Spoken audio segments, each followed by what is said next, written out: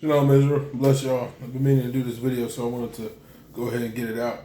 But it's another testimony video. I know I've been doing these lately, so I wanted to keep going with them for now. The time in which this one took place was actually either right before or right after Passover. So it was before Pastor had really started digging in and teaching us how to pray, how to approach the throne, and all that stuff. But the stuff that I have gleaned from Pastor thus far still helped me out in this particular situation. So I'll make it succinct. I'll do my best not to make it too long, but we were living on campus, and then once I graduated, moved off campus. Not too far from campus, actually. But anyway, the apartment we moved into is nice and quiet. There's only 5 units in the entire strip. It's like a big old ranch-style house. And the one of the neighbors next to us, they'd been there for 5-6 years, something like that. So, moved in, do all that stuff, and it's the first week we've been there. I'm still moving boxes in, still got the moving truck, all that jazz. And the neighbor, about I think the third or fourth day, comes knocking on the door, politely at the time, talking about that we were noisy and stuff. And it kind of struck me as odd because like he could see that the moving truck was still in the parking lot. I still am bringing boxes into the house, so of course there's going to be noise. You got to rearrange everything. So I left it alone. Just said, "Yep, we'll just got to get moved in. We'll be quiet." And things just progressed, got worse and worse. Long story short, so much so.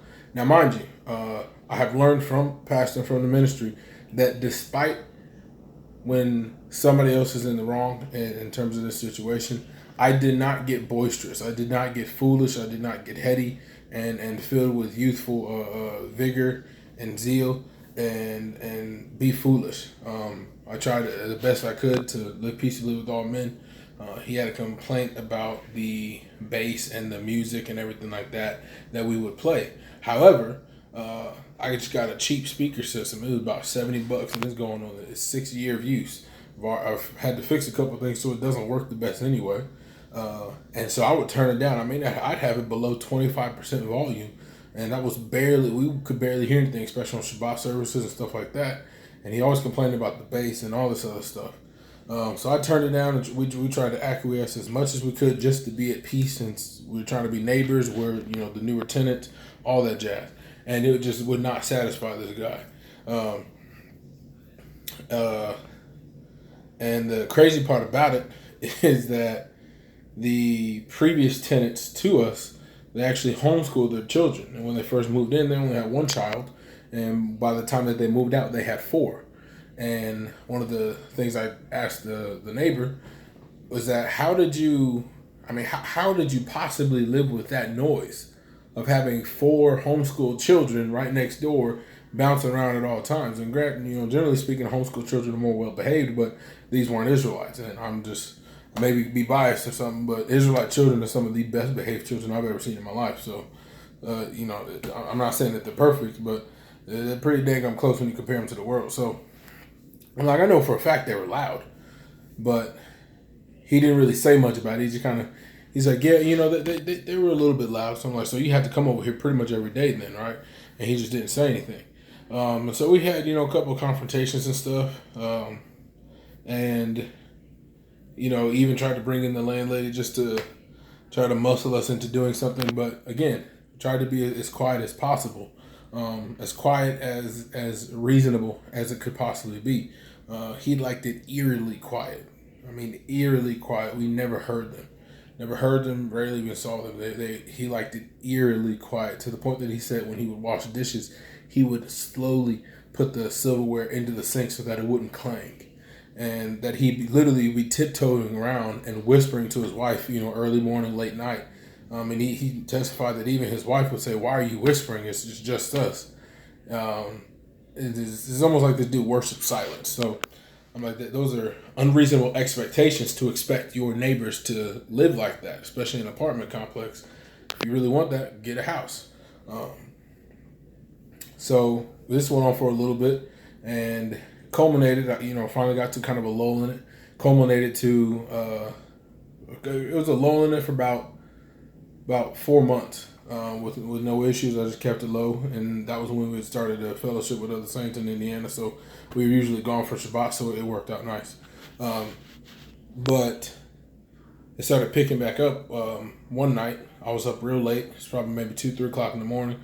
I'm just crying out to the Father, just doing the thing. Just me and Yah, crying, snot, and everything like that. Just whole 9 yards. Y'all know how it is. And I'm crying out, and I hear a doop, doop, doop on the wall. And that just set me off. That just set me off. Because here I am, I'm trying to keep my soul right before the creator of the universe, and I got this damn heathen opposing me. So at that point, I was done. I was fed up, and I get done crying out, and I make a petition to the Father. Basically, Father, if there's something in me that I'm doing wrong in this situation, let me know.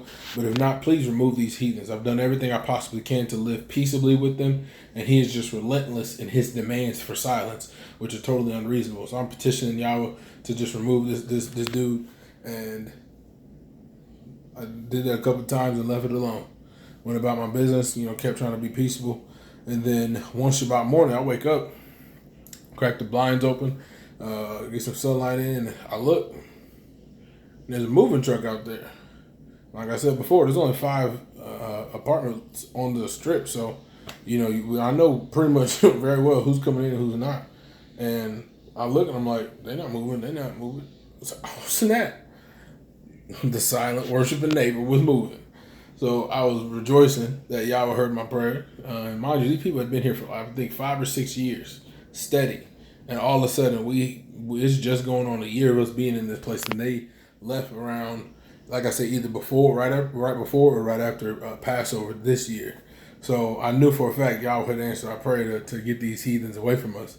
And after he did that, I was trying to move with a little haste, maybe try to get a saint to move in. That didn't work out, but still I was praying that Yahweh would give us a neighbor that was more agreeable, more peaceable, and that we could, just a peaceful neighbor that we wouldn't have no issues, no contentions with. And of course, Yahweh answered that as well. We got some neighbors now. They say boyfriend and girlfriend, but husband and wife, don't have any issues out of them.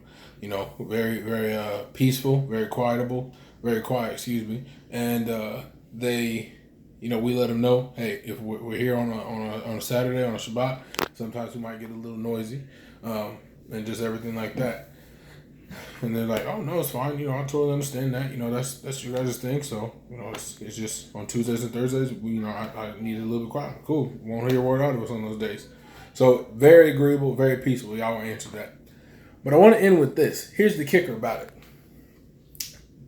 These apartments, after they moved out, the landlady had the apartment renovated. Okay. So they were doing renovations, changing, bedroom size, all that jazz, doing a thing. And I went in there a couple times to talk to the contractor, just to learn something, just to see how they were doing things, just to see how things work. And he showed me, some things, and it was great. And then he was asking, he said, sorry about the noise. And I'm like, honestly, I appreciate the noise. And now it's finally nice to hear somebody over there, And I'm like, we like the construction noise. It's fine. Me and Elijah, we're enjoying it. And I'm like, I asked him, has he heard anything out of us? And since they've been gone, I went ahead and cranked the volume up on Shabbat services and everything. And he was like, no, I haven't heard a peep out of you guys. So that was kind of odd. Fast forward a little bit, talk to the contractor again to see their progress and stuff. And I asked them again, because they were renovating the kitchen, I asked them how things are going. Because their kitchen was juxtaposed with their kitchen in their living room was juxtaposed with our kitchen in our living room. And I asked him how everything was going. He said, yeah, we were going to do it this way, but we found out that in between the apartments is a cinder block wall. And I was like, really? He was like, yeah, we started drilling through it and, got through the drywall and then just, drill bit just stopped. And he's like, the saw just stopped. And he said, it's a cinder block wall. So we had to change plans a little bit, and now we're just going to, do some other things.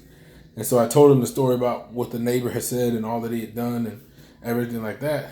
And the contractor said, he's like, man, sometimes people just want to be jerks. They just got nothing else to do.